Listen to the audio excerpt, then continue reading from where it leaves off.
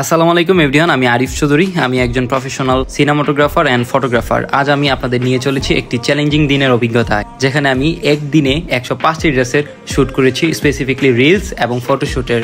এই শ্যুটটা আমার জন্য ছিল খুবই গুরুত্বপূর্ণ। প্রতিটি ড্রেসের ছবি ভিডিও হতে হতো পারফেক্ট, তাই আগের রাত থেকেই পরিকল্পনা করেছি। Script, lighting, camera set up, model coordination সবকিছুই নিখুঁতভাবে সাজানো ছিল।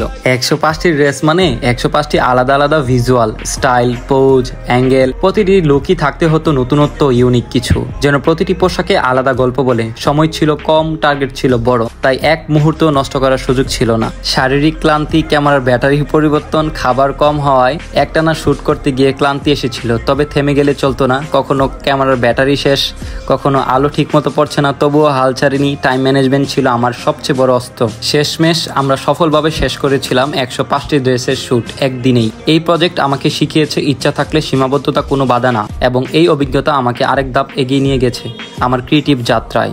এভরিওয়ান, যদি তোমাদের আমার কাজ ভালো লেগে থাকে তাহলে অবশ্যই ফলো করতে ভুলবে না। And book now for year shoot.